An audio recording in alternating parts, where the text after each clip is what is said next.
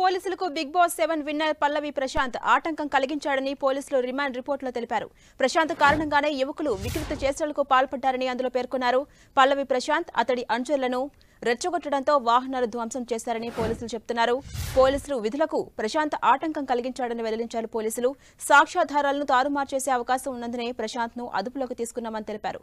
పలుసార్లు పోలీసులు ప్రశాంత్ కు విజ్ఞప్తి చేసినా వినిపించుకోలేదంటూ రిపోర్టులో పేర్కొన్నారు. 41 సిఆర్పిసి నోటీసు ఇచ్చాకే అరెస్ట్ చేశామని పోలీసులు వెల్లడించారు.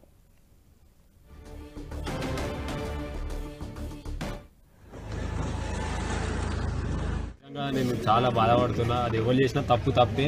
అది ఇట్లా మీరు ఎవరు చేసిరో వాళ్ళని తీవ్రంగా ఖండించాలి. నాకు నిజంగా బాధ అనిపించింది. ఎందుకంటే ఎవరో చేసిన దానికి మా వాళ్ళు చేసిరు, ఇది చేసిరు అని నా మీదకి వచ్చి నేను పరారైనా. నేను ఏడికి పోలే, ఇంటికాడనే ఉన్నా. ఇది మా ఇల్లే. మీరు ఆలోచించుర్రి. ఎవరైతే కొందరు తప్పుగా చేయాలనుకుంటారో వాళ్ళ మీద మీరు ఇట్లా కొంచెం మాట్లాడాలి.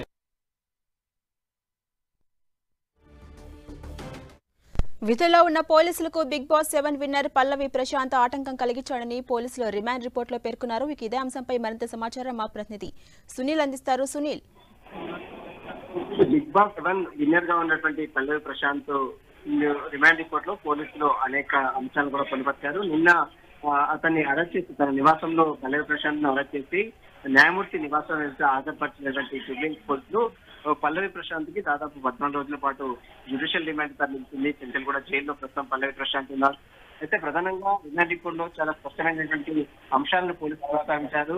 విధుల్లో ఉన్నటువంటి పోలీసులకు పల్లవి ప్రశాంత్ ఆటంకం కలిగించారంటే ప్రధాన అభియోగాలు కూడా అటు రిమాండ్ రిపోర్ట్ లో పోలీసులు పొందుపరిచారు. పల్లవి ప్రశాంత్ కారణంగానే పలువురు యువకులకు గాయాలు కావడం ఉంది. అదేవిధంగా దాదాపు 8 ఆర్టీసీ బస్సులు ధ్వంసమయ్యాయి. పలు కార్లు కూడా పూర్తిగా అద్దాలు ధ్వంసమయ్యాయంటూ కూడా పోలీసులు రిమాండ్ రిపోర్ట్ లో పేర్కొన్నారు. మరోవైపు విధుల్లో ఉన్నటువంటి పోలీసులపై కూడా పల్లవి ప్రశాంత్ అభిమానులు కూడా ఆటంకం కలిగించారు.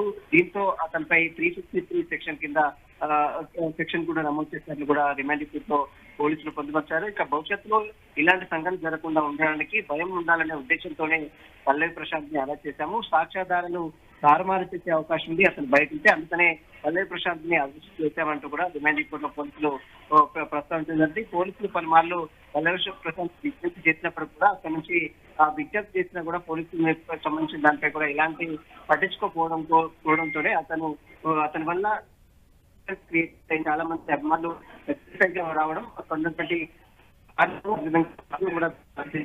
అక్కడ వచ్చిన వారందరూ కూడా విధ్వంసానికి ముసుగుల్పే ప్రయత్నం చేశారు. బిగ్ బాస్ షోకి వచ్చినటువంటి సెలబ్రిటీ కార్లను కూడా ధ్వంసం చేశారు. కాబట్టి పల్లవి ప్రశాంత్ కి 41 సిఆర్పిసి నోటీసులు ఇచ్చిన తర్వాతనే అతన్ని అరెస్ట్ చేశామంటూ కూడా పోలీసులు రిమాండ్ రిపోర్ట్ లో పేర్కొన్నారు. ప్రస్తుతం ఇదే అంశానికి సంబంధించి పల్లవి ప్రశాంత్ కి బెయిల్ మంజూరు చేయాలంటూ కూడా ఇప్పటికే నాంపల్లి కోర్టులో బెయిల్ పిటిషన్ కూడా దాఖలు చేశారు. మరి కాసేపులోనే పల్లవి ప్రశాంత్ బెయిల్ పిటిషన్ పైన నాంపల్లి కోర్టు విచారించే అవకాశం ఉంది. అలాగే సునీల్, పల్లవి ప్రశాంత్ తో పాటు అతని సోదరుని కూడా అదుపులోకి తీసుకున్నారని తెలుస్తోంది. మొత్తం ఎంతమందిని పోలీసులు అరెస్ట్ చేశారు?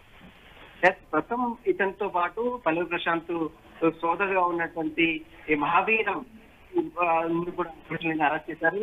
వీరితో పాటు మరో 4 మొత్తం ఈ కేసులో 6 పోలీసులు అరెస్ట్ చేశారు. అయితే పల్లవి ప్రశాంత్ కు మరో విధంగా అతని సోదరు మహావీర్ కు బెయిల్ మంజూరు చేయాలంటూ కూడా ఇప్పటికే నాంపల్లి కోర్టులో తన కుటుంబ సభ్యులు బెయిల్ పిటిషన్ దాఖలు చేస్తారు. ఆ పిటిషన్ పై నాంపల్లి కోర్టు మరి కాసేపు విచారించిన తర్వాత మరి బెయిల్ వస్తుందా, ఎందుకంటే ఇందులో సెక్షన్ 353 అంటే పోలీసు విధులకు ఆటంకం కలిగించారు, ప్రభుత్వ ఆస్తులను ధ్వంసం చేశారంటూ కూడా కొన్ని నాన్ అవైలబుల్ సెక్షన్స్ కూడా ఉన్నాయి. కాబట్టి మరి నాంపల్లి కోర్టు దీన్ని కన్సిడర్ చేస్తుందా లేదా కూడా మరి కాసేపు ఒక పూర్తి క్లారిటీ కూడా వచ్చే అవకాశం ఉంది.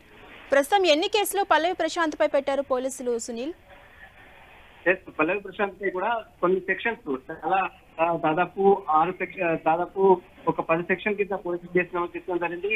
సెక్షన్ 147 తో పాటు 148, 290 అదేవిధంగా 353 తో పాటు 427, 149 సెక్షన్స్ అదేవిధంగా కొన్ని సెక్షన్ 199/177 సంబంధించిన కొన్ని సెక్షన్స్ కూడా నమోదు చేయడం జరిగింది.